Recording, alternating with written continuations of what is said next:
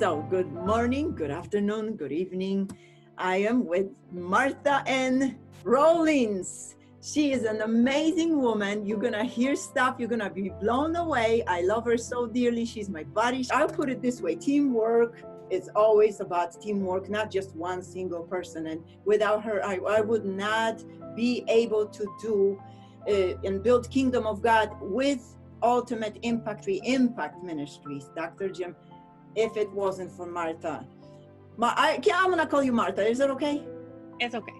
Thank you. She's so loving.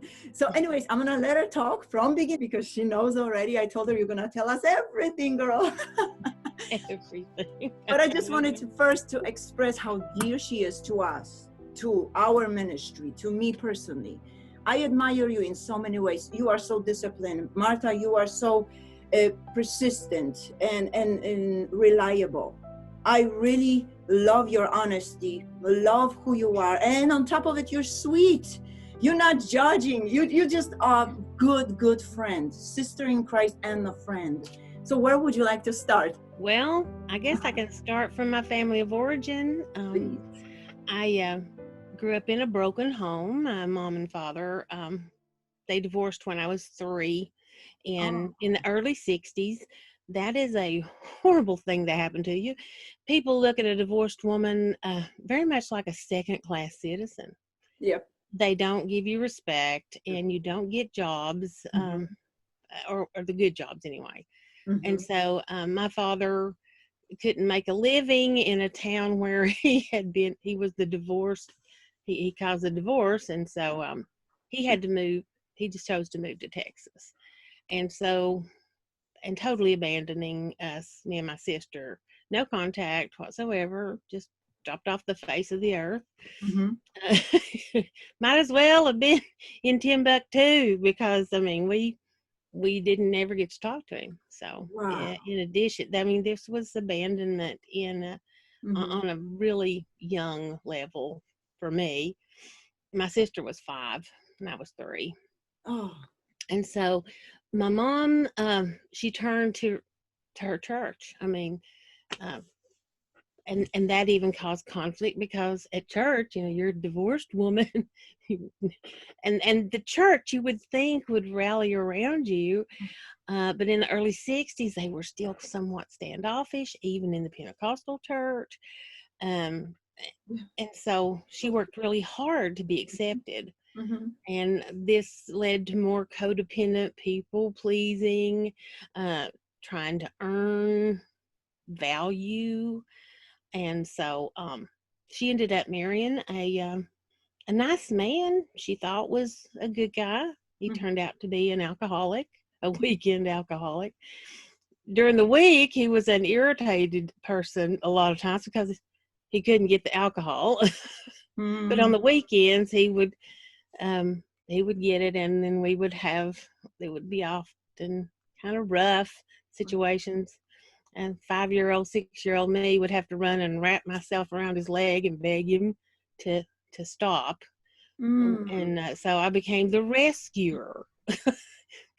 I was the only one that he wouldn't hurt. Yeah. He could have probably, but it was sort of like living with an on and off person. There was times that he was totally fun and going fishing. As long as he got to choose what was going on, as long as he was in control, a lot of times we had enjoyable times. But as soon as it was something my mother wanted to do, or something that brought other people in, or any kind of conflict, if you brought up any kind of conflict, he was just, he throwed a fit in order to get control again. And so he was controller. You grew up in controlling. He was a manipulating controller mostly. Yeah. Wow. But can I ask you, did you live in the same area all of your life, or you were moving? Actually, yes, I lived in Sevier County all my life. Growing up. But we moved around a lot. Okay. Which my sister hated, but I loved it. I was like, yay, I get a new room. You know, anything I could focus on that I was enjoying apart from the constant turmoil. Yes. I mean, music, books. I escaped in my room, but a part of me always was listening to see if I were going to have to come in and save the day. Yes. So, well, what was your peaceful place? Can I say this way? When you were young, what did you run to? What was your oasis? Nature, music. I would go to the creek and sing and or read books. I mean, books were that. And if I were swinging on the swing in the backyard, I was singing. I was singing worship songs. I mean, my mother used to write songs, Christian songs and things. When I was growing up, she wouldn't get up and sing them in church, but she would write them at home and sing them. Wow. And mother always wanted to sing, but she had this nervousness. Yes.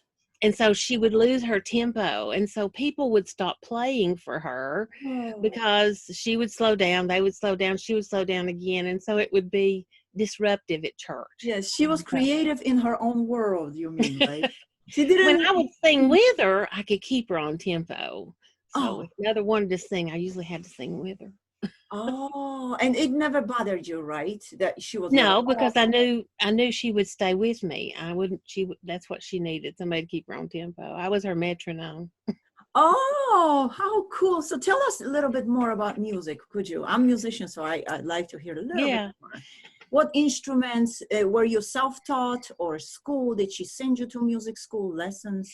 Well, she sent us to piano for Uh-huh. 2 or 3 years. Of course, my grandfather could play anything with strings on it. My dad played guitar. Of course, I didn't get to learn from him. I just found out that he did. Oh, So anything I wanted to try, my mother was behind. I played flute and trumpet in band. And then I played guitar and dulcimer. Um, I just and some harmonica. I mean, anything I wanted to try, that's what I would do. how about I had violin? great support. How about No, I violin? never did try violin. Okay, you But will soon. I'll give you my violin soon once we see each other. It's amazing. So you are like a walking, living symphony. You are a musician. You are a worshiper. Did you worship at church? I'm sorry, did I miss oh it? yes, I was in the choir. From that was the thing mother wanted the most, was she wanted us to be worshipers, and Oh, we would sing a cappella in the car all the time, oh. as little kids. And so yeah, and then I had 8 years. I probably had more voice lessons than I had music lessons. Mhm. I had several voice coaches. Wow. That was the instrument I could carry with me anywhere I went. I didn't have to set it up or anything. That's right. Well, And I so, was in a gospel group oh, for a while prior to my children coming, mhm. and which was a lot of fun. Wow.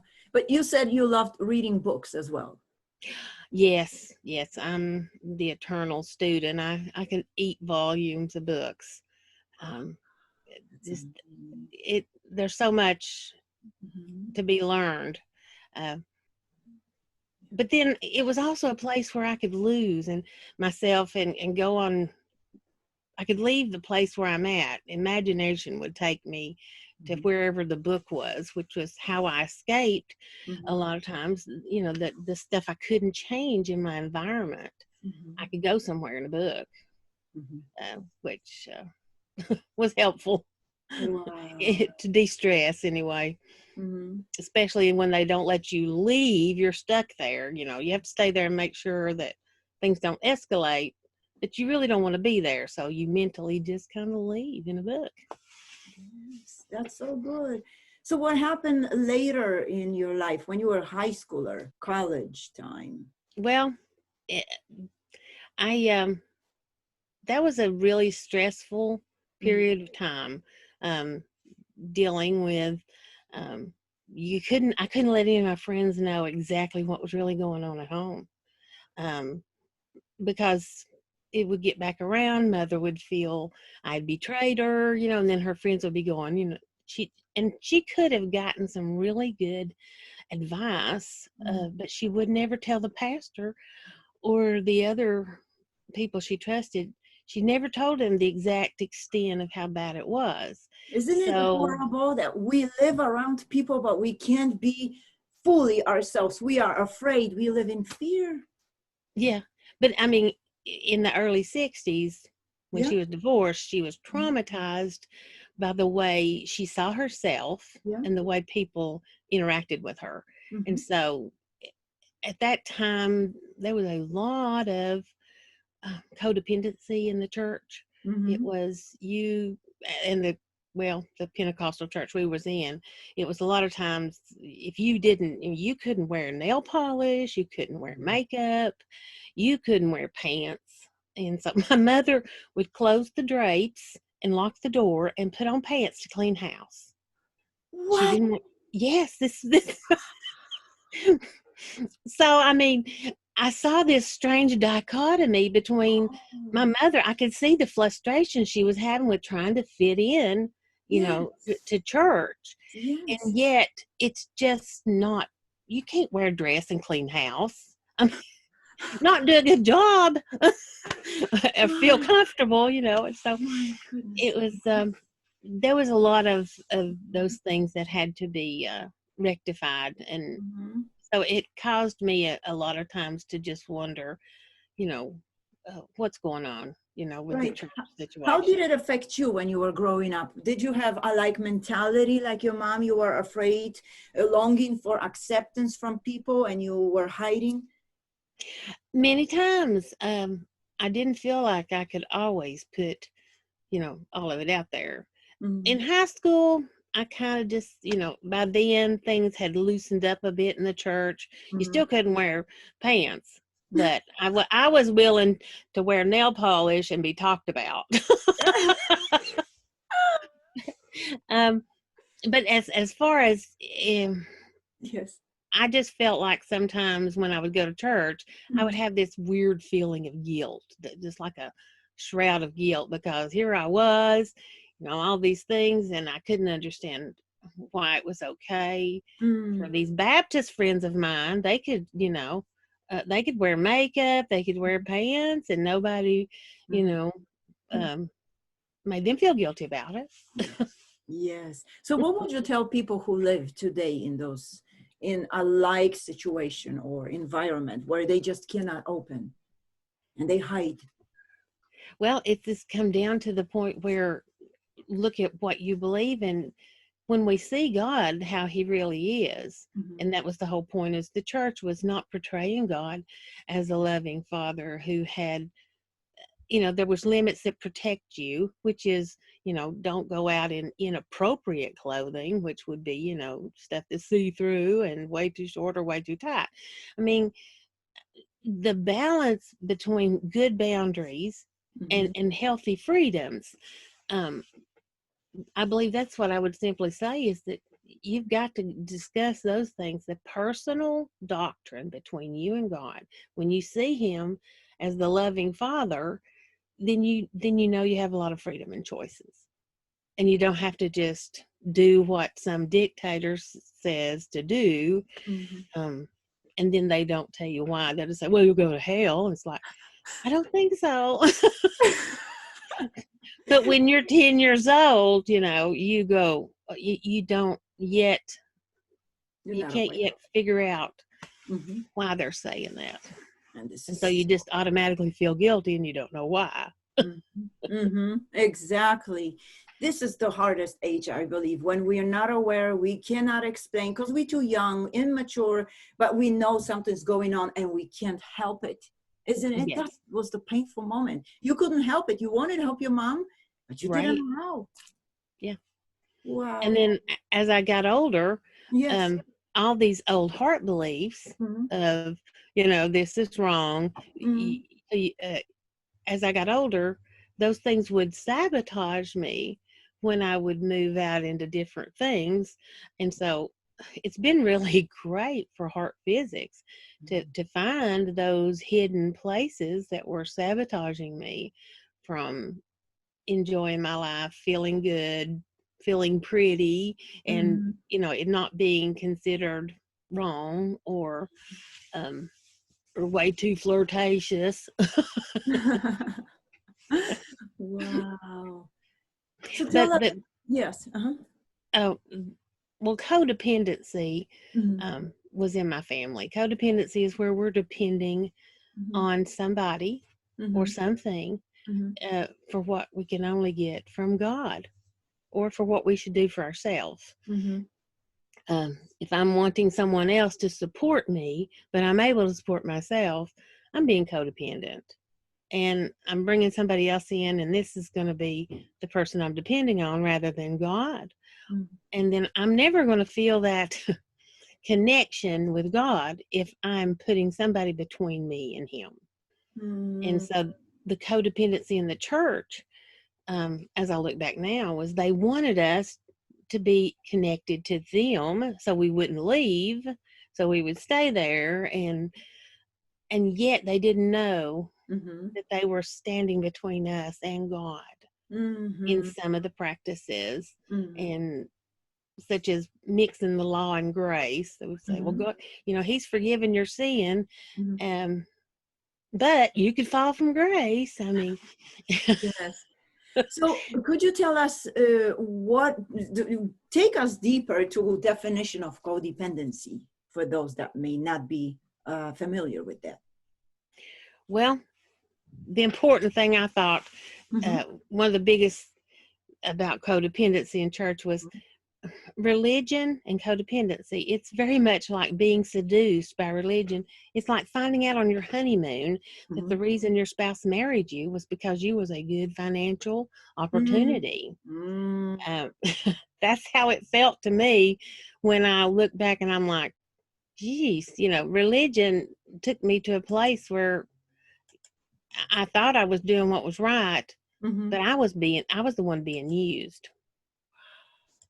There's nothing worse than find out you've been used when you put your heart in something. You Yes. thought it's authentic ministry, authentic relationship, marriage, whatever this is.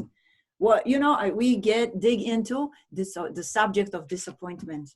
I think Yes. it's big, such a thorn in people's hearts. The codependency, how it plays into religion. The humanist system offers people something to help them feel the lack they're experiencing in their lives. It gives them a false sense of accomplishment. It makes them feel like they're making a difference when in fact they are being used to further the goals of the system. Mm-hmm. Mm-hmm. And so they end up feeling very used instead of built up. I mean, and then they start to question, well, did anything you say, was any of it true? Was any of it real? And so they have a crisis of faith. Out of the 20 or 30 kids in my church growing up, Mm-hmm. about 3 of us stayed with the path without just totally going bonkers and backsliding in ridiculous ways. And of us 3, we did too, but we just come back. Yes. but I mean, there was no consistent. We lost a whole generation basically, Yes. in the turmoil. Mm-hmm. But now, I mean, they loved God, and there's some good things in the middle of it. There was a lot of scripture. There was a lot of emphasis on scripture, and Mm-hmm. amongst all the other stuff, Mm-hmm. thank God for the foundation of scripture. For Amen. not that, I don't know what I would have gotten out of it. I'd like to refer to people 2 books. First is Dr. Jim Richards' Leadership That Builds People, Volume 1, and I'm so glad he just told us last Saturday he finished Volume 2. I can't Yes. wait till I open this and read it. I also translate that volume first in Polish, and I want to tell you it's mind-changing. And second book is No Codependency No More. Are you familiar with this? Pat Yes. Richards Yes. showed me this book, and I read it from beginning to the end right away within a week or something. Melody Beatty, Codependency No More. Yes. That's what Martha's talking about. And I mean, there's a lot of good books about, but Melody Beatty, she has. There's even a book she's got that's daily meditations about it. I mean, she's got several, and so yeah, Yeah. I've chewed those up multiple You times. read them all, right? You read them Yes, all. yes, and more. Wow. But Amazing. now I'll move around to where my life really began to change.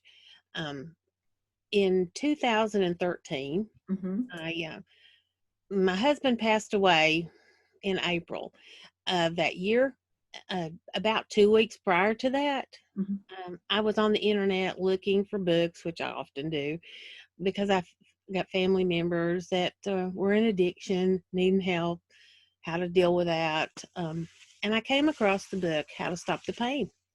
I'd never heard of Jim Richards, but when I read the back of the book, a cover, I was like, yep, put that to the cart. I bought Ah. 3 different books that day, and one of them was Jim Richards. And when I got it, I immediately ordered 3 more books of his because it was it just opening the book And that's within how just you a found out moment. about his ministry? Yes. Wow. Just by And looking for a book. hey, God puts it in your path in the moment you need it. 2 weeks before my husband passed away Yes. is when I came across the book. Mm-hmm. And although it was so different from most of everything that I had seen, Mm-hmm. it took me a year or so to just digest Mm-hmm. and persuade my heart that Yes. this so different viewpoint, Mm-hmm. could come in and push all this other stuff that was my second nature out amongst the other traumas that was going on at the same Mm-hmm. time. Mm-hmm. But I proceeded to tell my whole family, you've got to check this out, and turn them on to Cyber Church, Mm-hmm. and got them to watching, and affected a lot of them, infected them. Wow. Could be the way to say it. Yes. And so, Martha, can I take you back a little bit? Could you tell us more about your marriage? How long were you with your husband? Did you guys have children? How was your family? well, I've been married 4 times. The first one really shouldn't count. I was 17. I begged to get married. It only lasted 3 months. But that's when I realized I had a lot to learn. Yes. I basically got married to get out of the house, to get away from the turmoil. What a pain. My mother said, the only way you're getting out is to get married. And I thought, well, I'll do that. Oh, But she didn't know when she was saying that you're gonna do this. she was sending me that way. She was saying, when you find a good man, Mhm. you can move out. That was her way of saying it. And Wow. I married a man after that, Mhm. who I was married to for 8 years, and half of the time he was in jail or in prison, just in and out, and which was very opposite from me, because I had been in law enforcement for a short period of time prior to that. So I was the law biter. He was the opposite side of that. And you were trying to survive all of this. Mm-hmm. Yeah, and Did you so have children? I'm sorry, I honey. had Did you 3 have children at this time, and so after the divorce, I was trying to manage. I went back to college because when I went to school, we didn't have computers. So anytime that I thought my children would need something, if I didn't know it, I couldn't give it to them. So if it needed to be learned, I was going to learn it some way. So I went to college and had two kids and a baby. Got through that, which the Lord helped me, of course. Couldn't have done any of that without His help. Oh, yeah. So you work and you are the mom. Yes. And you're trying to survive. And you are with your second husband. Well, no, I had divorced him because of the jail, in and out of jail. Gotcha. So here you are, a single mom, trying to work and take care of the children. Yes. What else, honey? My God. And then I met a man, worked for UT Hospital at the time, and he was also background Church of God, and his mother fell in love with me the minute she met me, and we were doing really, really good. It took him 3 years to talk me into having my last child, Eric. So, but, mhm. but so I have 4 children, and he was doing really good, and we were doing okay. And then his mother died. And when his mother died, part of him just was in such, he got caught up in a deep grieving that I couldn't get him, couldn't minister to him, couldn't interact. And he began to have, well, he just wanted to die. And so he ended up turning, he wouldn't manage his diabetes. He had become a diabetic.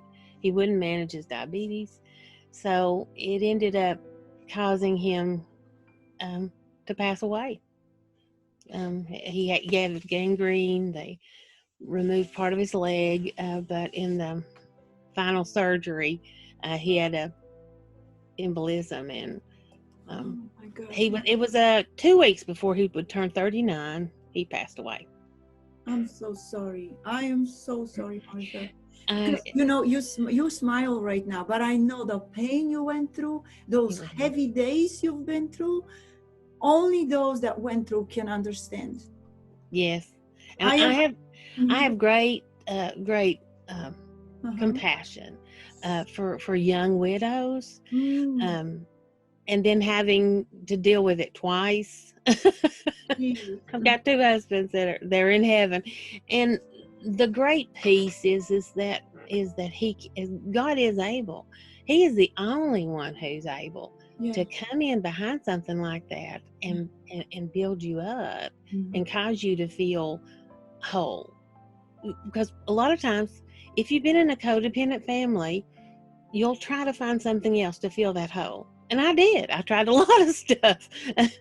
I had tried work. I had tried accomplishment. I had being busy, pouring myself into my kids. I Mm-hmm. mean, food. That was usually the good girl's drug of choice. Oh yeah. Because it would give you a chemical reaction. It was just Yeah. the good girl's drug was food. Yeah, it's we need to talk about that as well. We have to. Yes. Mm-hmm. And so Medication. coming to terms, I mean, had it not been for Jim's books Mm-hmm. and actually working the heart physics, Mm-hmm. uh, getting into the information there, Mm-hmm. being free enough Yeah. to get rid of the sabotage and resistance, because a lot of times I would get the information, but I couldn't put it into practice. And that would just frustrate me, because I would say, I know this is the answer. And then I would try to do it and just fall flat on my face. Yeah. And so, and that's the difference between a heart Mm-hmm. persuasion and a head persuasion. Mm-hmm. Because the stuff that gets in your head, Mm-hmm. when you try to work it out without going through the heart, oh, you make a mess. And you get angry at yourself, and you get angry at the books. Yes. And then that's another reason to go have something to eat or whatever, your moment of freedom and feeling good. Mm-hmm. And that brings me back to the statement that Jim made, that caused me to really be able to put a lot of the pieces together about the frustrations that my family were having. And it was that we were designed to live in joy. If we do not have joy, we will find a substitute. And it's those substitutes is what's killing us. And it's what's preventing us from accessing the good life God wants us to have. I mean, it was my stepfather. He wanted joy, but he didn't know what joy was. He had to find happiness, and his happiness a lot of times was Jack Daniels. But even then, he wasn't happy. It was the closest thing he could get to it. Yes. Plus, how can we find joy in God if we are afraid of Him? If we think tomorrow He may strike us down and pour wrath on us? So we search joy in everything else. We, as you said, we medicate ourselves in so many ways. Yes. It's just bizarre. It's crazy. Yeah, and joy is not happiness, because happiness is how, when you feel good about something that's going on, your kid comes up and hugs you, you're happy. But joy is a power. It's a force. I love it. Come from a heart belief Mm-hmm. about who you are in Christ and who God is. Until you know that, you're Mm-hmm. just having Mm-hmm. moments of happiness and snippets of joy.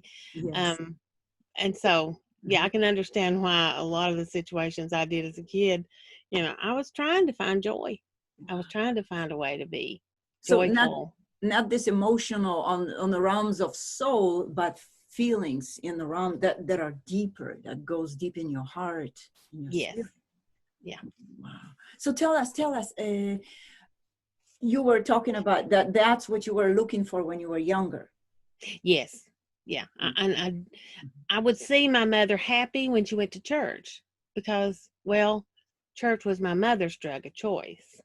That was the place where she allowed herself Wow. to release the frustrations and enter into joy. She would connect with the music. She would allow herself to. Uh, that was the place where she felt like she could pour out and Yes. receive. And a lot of times in a Pentecostal church, Yeah. they're stirring up Yeah. emotions. They're Yeah. stirring everybody up and to get Entertainer. everybody going, and it becomes an emotional thing. It's not really a spiritual thing. It's a lot of times emotional. And so my mother she enjoyed that emotional because it gave her a release, sort of like Mm. a catharsis. But she would pick up those same worries when service was over. We get in the car, and the next thing we'd know, my mom would be in conflict with my stepdad or something. And it was just, it was like the roller coaster. Yeah, yeah, because church became her drug, and that's what's happening. We medicate ourselves with the good, even things, but good is evil of the right things. When we don't focus on God, we think we do good, isn't it? It's all Hmm. back to what Dr. Jim is talking, the motive of your heart. Yeah. What are you doing? Oh my gosh, this is so good. And my mom loved the Lord. And she Mm-hmm. would worship at home. She'd be cleaning the house. She'd be praying in tongues. She'd be singing in tongues. I mean, I never doubted that my mother genuinely could connect with the Lord. Mm-hmm. It's just that when you're wrapped up in a system that isn't bringing you to the truth, it can get convoluted. And so, and she would have 2 steps forward, 2 steps back. And I watched this and I played out right behind her. Mm-hmm. And so it was really freeing for me. Mm-hmm.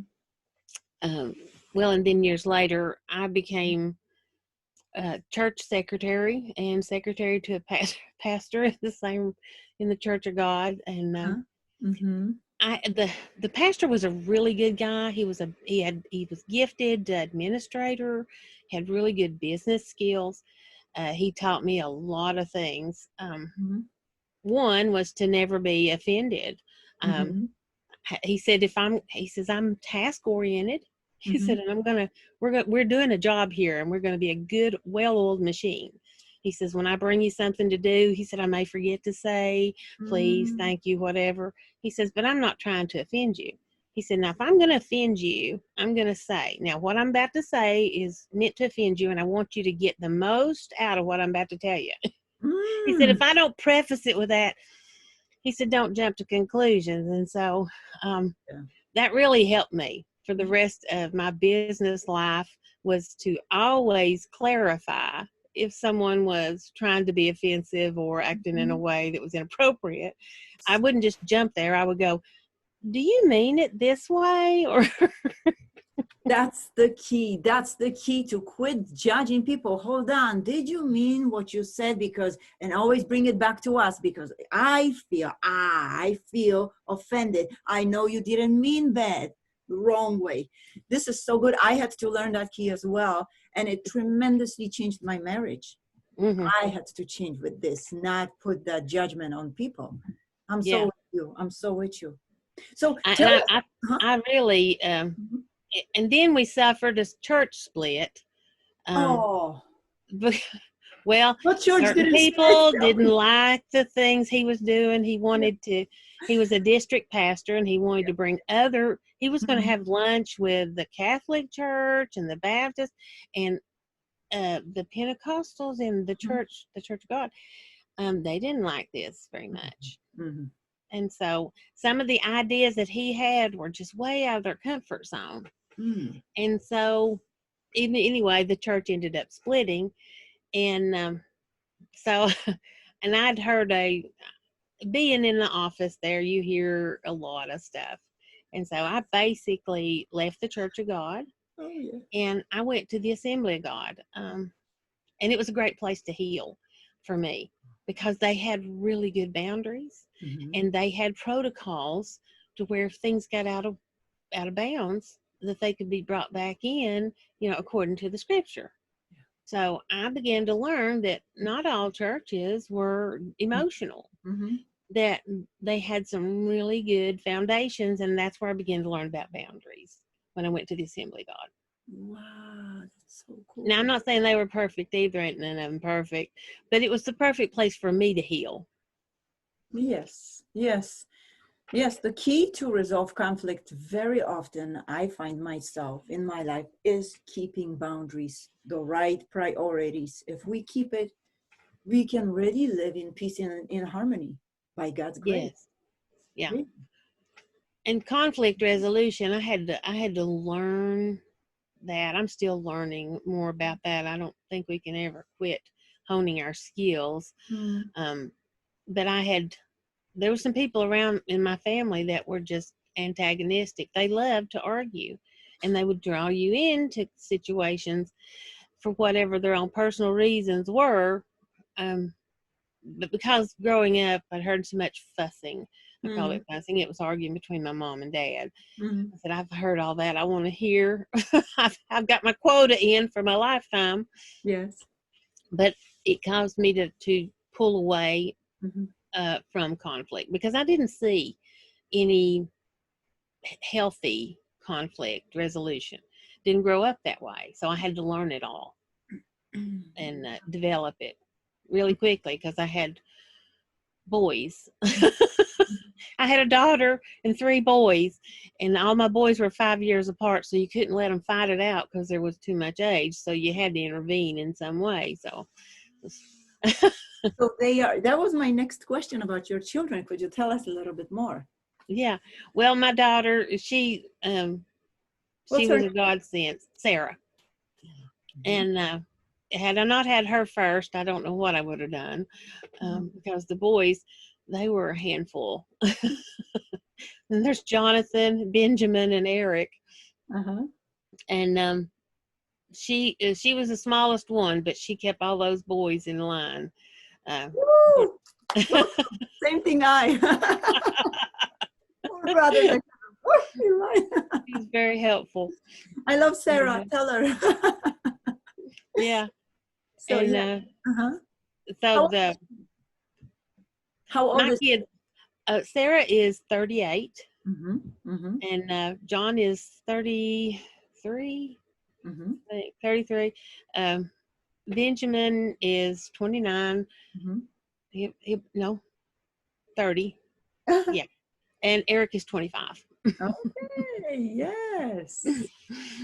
And so, learning how to deal with the conflict in a healthy way, it was something I had to do because it was going to be constant fights, and I didn't mind at all getting counseling and getting all the help. A multitude of counselors, there's safety, and I was dealing with war a lot of times, so I needed counsel. Of course. Would you mind telling us a little bit about your motherhood, being mom? What's your relationship with your children? Do they live close? Do they talk to you? Do you contact them? Oh, well, my daughter and my youngest son both live with me right now. Okay. And we're very close. My 2 middle boys, we're close, but they're doing their own thing. 30s, they got their thing going. But yeah, I'm really close with my daughter Mm-hmm. and my youngest son. Mm-hmm. Of course, Mm-hmm. my daughter, I was 19 when I had her, so we sort of grew up together. Right, isn't it? She And became like a friend as well. The dog. yes, well, she didn't give me much trouble growing up, Mm. which I can only just thank God for. She was obedient, kind.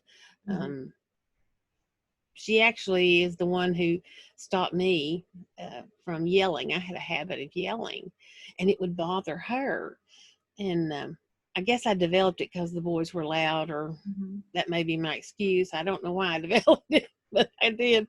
And Yeah. she said, "Mom, I just really, your yelling is just, it bothers me so bad." And I said, "Well, I don't want to yell." And Mhm. so in that moment, I said, "Look, when I start to yell, Mhm. I want you to whisper to me, 'Mom, you said you weren't going to yell.'"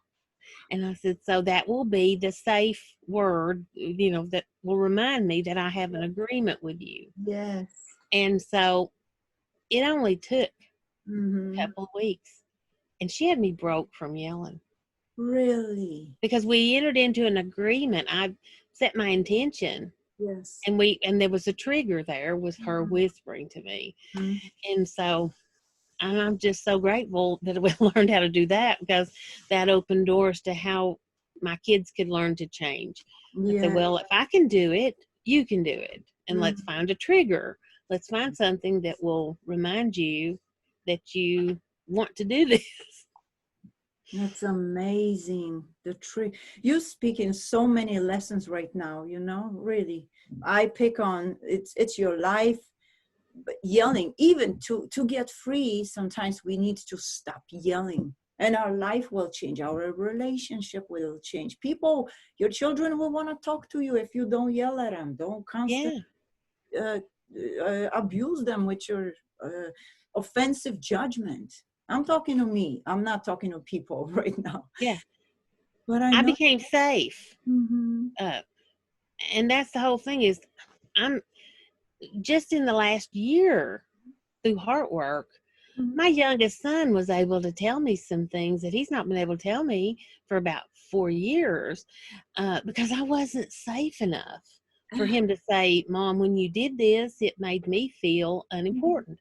And so, So good. yeah, I Mm-hmm. mean, I love the way that heart physics is Uh-huh. causing me to become safer for my kids to talk about the deep issues. Mm-hmm. I mean, like Paul says, I don't want to become my family become a castaway. Yeah, I Mm-hmm. don't want to help other people and not be able to influence the people in my own home.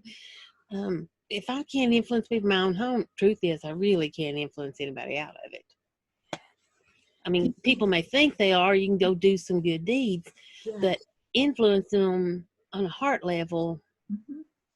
that I mean, I know that it's working because I'm seeing the fruit in my kids. Yes. Yes. I'm sure there is much more peace at home.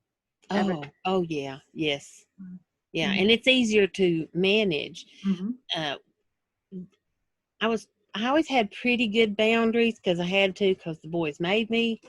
But through continuing through these last couple of years, though, I've understood what was causing me to have to put so much effort in managing the boundaries was because of the wrong heart beliefs. And so now Mm-hmm. it's not that hard to keep those boundaries because there's not a lot of emotion hiding behind the issues. You deal with the emotion, and then it's just like Mm-hmm. it just you can put up that boundary and say, "Hey, this is where we stop. I'm not going to get emotional over it. If you have a problem, we'll talk about it, but I'm not going to let it, Mm-hmm. Mm-hmm. interfere." Yes. Martha, I don't want to take you from place to place. I don't want to be all over, but I'd like you to tell us about your last husband. You mentioned he passed away, right? Yes. Um, Yes. well, Ron was he was a great guy in some ways. He was a Green Beret, Mm-hmm. and he loved the country, and he wanted to be a career military. he had to leave the military when his parents were dying, and the other kids didn't want to take care of him. Oh. And well, there was a reason for that. His father was a real ornery man, abusive, and so none of the other children wanted anything to do with him. So they left it up to the baby, which was my husband. And so he did what any good military disciplined person would do. He took it on. He managed it.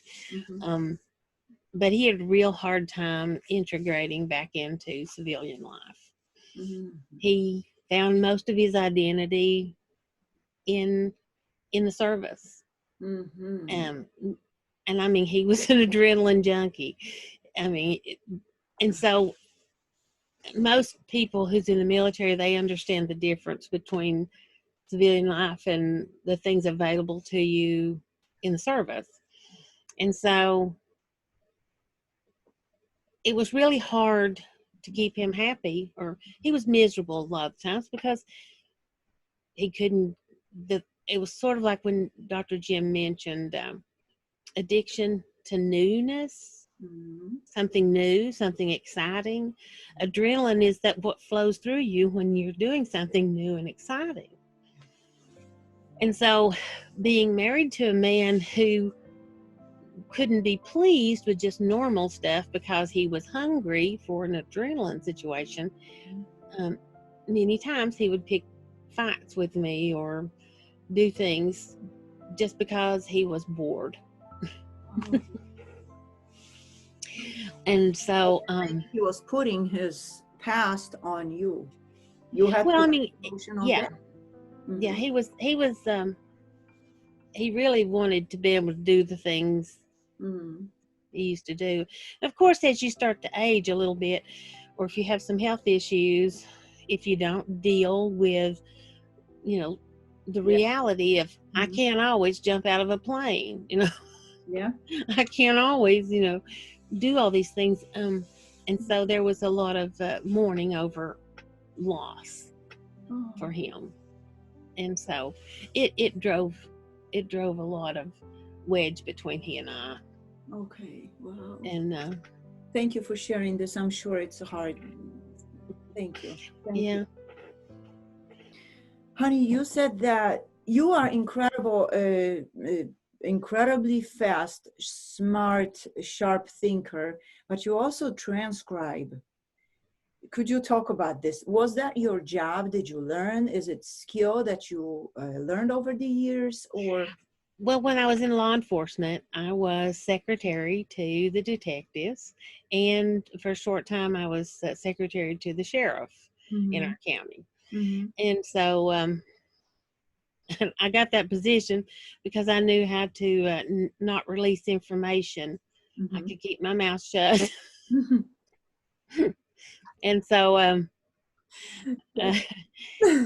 he was, I mean, I could hear, I could understand what he was saying.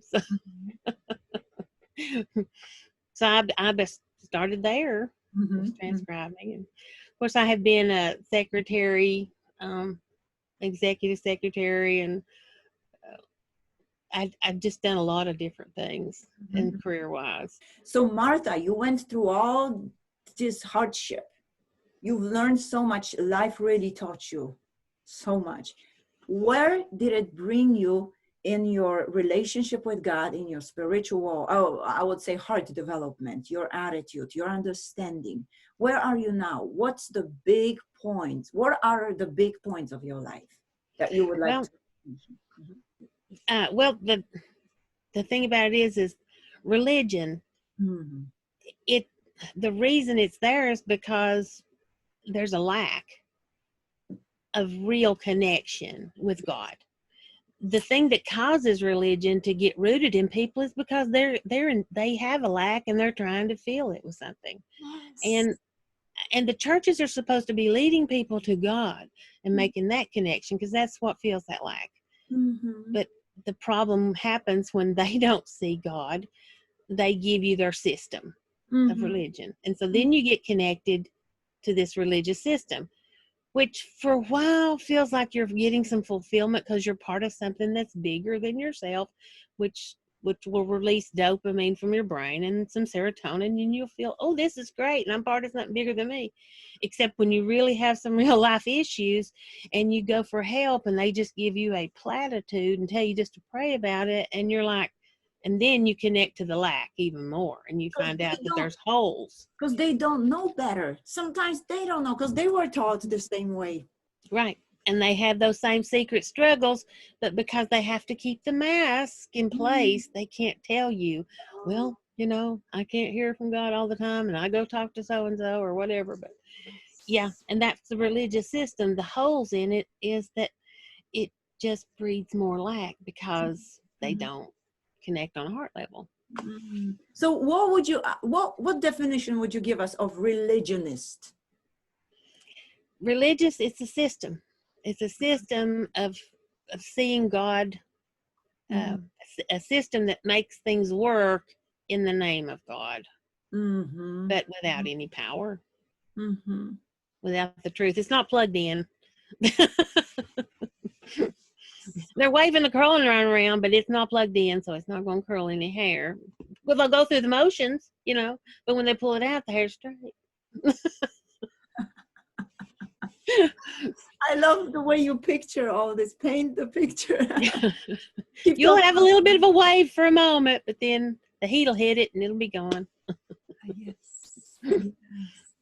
But now, being abandoned by a parent, that leaves you with a real sense of lack. And then the way you form attachments to the key people in your life, until the real source of lack is dealt with, you're always going to be aware that you're missing something. And so we will attach to organizations, we'll attach to husbands or wives, we'll even attach to our children. But we really need that attachment with God and getting that lack dealt with, so that we can have authentic, genuine relationships in the way they should be with all the other people that come into our life. And that lack's going to cry out to be filled, until we do find the one who fills it. And I've made a statement in Jimmy Bratcher's live streaming. Yes. And he wanted to know if it was a Jim Richards quote. And I said, I don't know. I have so much of his stuff running around my head. It could just be my paraphrase. But I said, when I connect to my feelings of lack, I create a place in me where I can be deceived by anybody who's claiming that they can provide what I'm missing. Could you say this again, honey? Could you say this again? This is beautiful. When I connect to the feelings of lack in me, then I create a place in me where I can be deceived by anybody who's claiming to be able to provide the thing I'm lacking. That's beautiful. And I mean, I know Jim said that. I don't know if he said it exactly that way, but that's what I saw in me. You know, I mean, I saw so many episodes of situations where, it's like an advertisement. I've got what you need. This will fix your problem. This is all you got to do. Just 1, 2, 3 step, and no more stains or whatever. He also said, if you live it, if you applicate, it becomes yours. It doesn't matter no more. Thank God for Dr. Jim, but you live it. You are testimony. You are history. Amen. Yeah. That's amazing.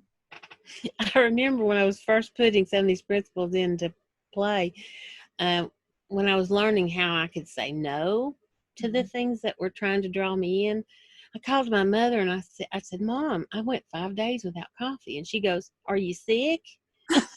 What's wrong with you? I said, no. I said, I just really like coffee. And I was just seeing how well I could say no to coffee. It's just a test, Mom. I got to try it one day. Not yet. I'm not there yet. Well, I mean, I was having tea instead. I mean, I was herbal tea, but it was just at that point where I was learning, I was just like, I got to put this to the test. I got to see if this is really going to do it.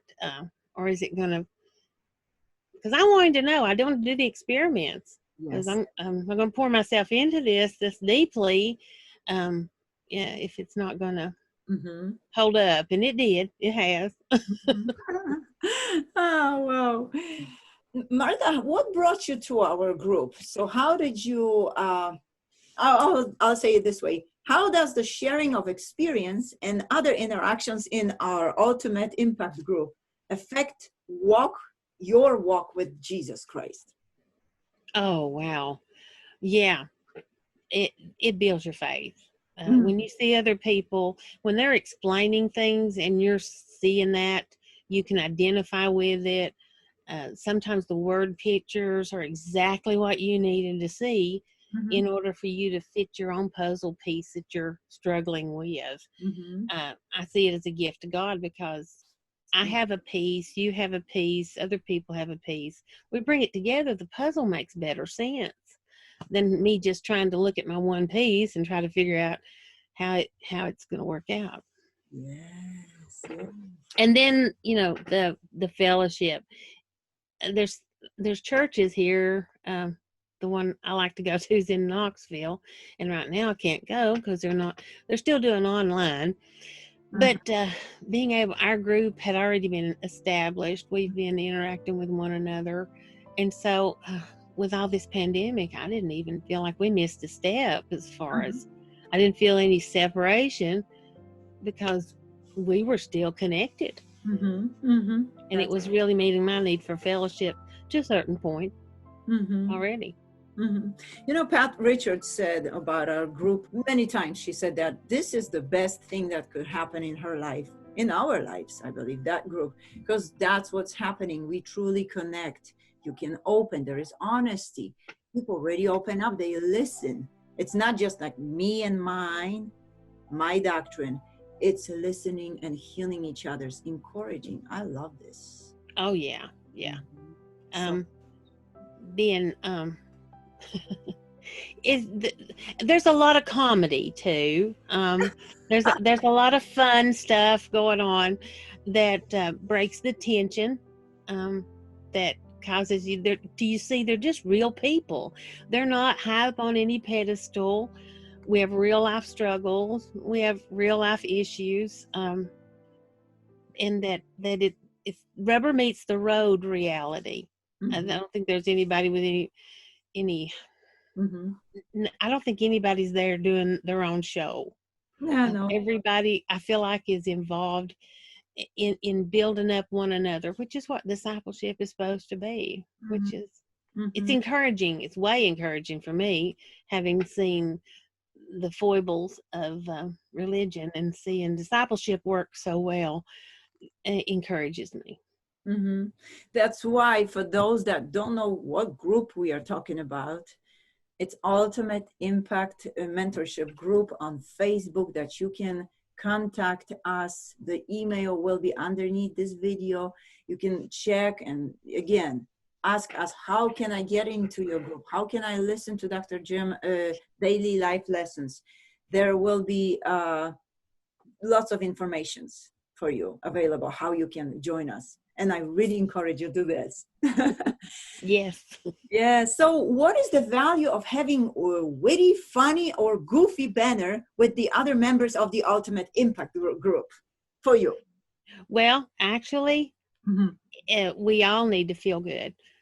We need to feel like that it isn't always the tension breaker, because sometimes we're talking about some things that's very, very heart moving, very deep, and sometimes very tender.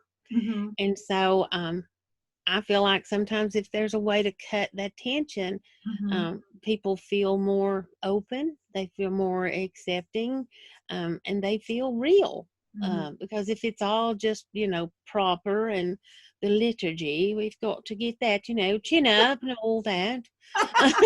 Did you make my accent now? It doesn't make you feel very at home unless, you live with the Queen. Talking girl. I don't speak any languages, but I do a few dialects. She's hilarious. You gotta come and meet her. Yes. But I do think comedy does Yeah. cause people to relax and be able to connect Yes. um, and Yes. have a break. Oh my goodness. Have you ever thought of being comedians? Or You you mean are? I'm not? You're right. I meant public. You Oh, are. I don't know about that.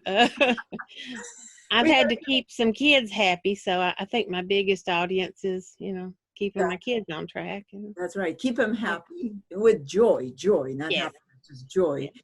and peace, isn't it? You Mm-hmm. must be such a lovely mom. Such a lovely mom. It's good to be around you. Martha, I want to say thank you for being in our group, being around you, being our sister. It's not over. I'm just saying this. I just want to appreciate you. I really do. I really do. So tell us back to everything you were talking about codependency. What advice would you have for people who are needing help with dealing with codependency or family members who are suffering from addiction issues? Well, the first thing is do not be afraid to ask for help. And you will need a support group. And any there's so many available. If your family members are addicted or have addictions, or Mhm. there's Al-Anon, Alateen. I mean, my stepfather was alcoholic, so my sister had gone to Al-Anon for years, Mhm. and then I went with her some, and then we had other family members who had been alcoholic, and so Al-Anon was a really good resource. Mhm. And of course, she was ministering to me what she was learning before I ever went, uh, and was part of anything like that. But Mhm. yet, reading books, getting a support group, don't suffer in silence. Don't suffer alone. Say it loud, loud, loud, and million times. Don't Yes. suffer alone. Do not isolate. Don't feel like you have to hide it. Mm. We're only as sick as the secrets we keep. And Or the thing, another thing, when we tell somebody, oh, we trust one person, but that person is the wrong person you're supposed to talk to. yes, finding a safe place. Mhm. Mhm. And those are honestly the AA and Al-Anon, or even a good counselor. Mhm. Uh, Mhm. there are so many support groups where people are very good at not talking about it with other people, and where you can get good advice. Mhm. And the support group. The support we have with one another in Ultimate Impact, Mhm. that is a good example of a safe place Mhm. and people there. Yes. But in your own community, there are places, should Mhm. be. Just be willing to reach out and find them. And the Yeah. books, of course, Melody Beatty, Codependent No More, Mhm. um, Take Control of Your Life by Jim Richards, Mhm. I will say Breaking the Cycle. yes. Say it again. All these are really good ones. Yes. Read all Dr. Jim's books and you're going to be just fine. You'll get on a path to where you can get even more help. Yes. Yes. Truly. So Martha, can I tell them, can we include your email address underneath this video in description? So Yes. in listeners have any questions to you, or if you would like to, thank you. So you can do this. You can write an email to Marthann. Teach me, honey. Marthann. Marthann That's just Rawlings. the way she said that. I call her Marta in Polish, Marta Ania. So if you don't have that person and you want to talk to somebody, write an email to Martha. Yes. She is a safe place. Sometimes you have to find someone outside of your circle because it's too hard for you. You are too afraid. Even if you have someone you could trust, you're just too afraid. What if he or she says something? Help us help you. Let us help you. Don't ever think that what you came out of has defined you. You've suffered through things, and you are defined by your Father, who paid the ultimate price for you. Don't let anybody tell you that you are what they say or you are your past. You are his beloved. That's so awesome. That's so awesome.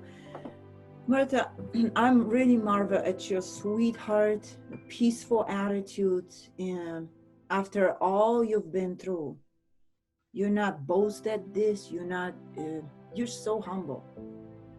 And I admire this, and I'm learning so much from you right now, even at this session, let alone working with you, talking to you. You are this sweet fragrance that I thank God for people like you. Thank you. Love you so much, Abby. Thank you, Martha. So guys, I hope that you took a lot of nuggets from this, and we will talk to you next time. Thank you. Shalom. Shalom.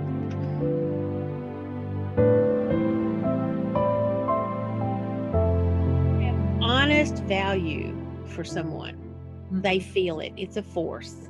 You can't make this up. Some people pay attention because they feel like they should. But when you're honestly valuing them, hearing them, they connect with you in a level that's spiritual. And it frees them up to be open. Whereas if you're just paying attention and thinking about what you're going to say, the doors aren't open for them to share. They don't feel open. That's why people are talking to you and they open up. They don't know why they tell you all story, right? Like the life story, because you were so receiving and you make them feel safe. You value them. Yes. Wow. That respect goes so far. No wonder why Rabbi Bam and I love you so much. But my children, when I'm talking to my children, actually valuing their opinion, and they feel it. If I'm irritated with them, they won't talk to me. But when I'm actually giving them place and they feel it and they're safe, they'll talk. When I'm listening to my children and I'm honestly respecting them and valuing what they have to say, when I do this and from my heart, it opens them up to share what they're really feeling, rather than just saying something that'll get me off their back and let them go back to playing or whatever. That's the way to go. It's the power. They feel this force. We really can't lie to anybody. We may think we can lie, but spirit to spirit recognizes that something's not right. Our minds may not be able to put our finger on it, but lying it doesn't really exist. We just lie to ourselves. We cheat ourselves out of what we could have. Martha, you have so many lessons inside you. You have to do more sessions with me, please. Okay. Say yes or yes. You have two choices. Yes or yes.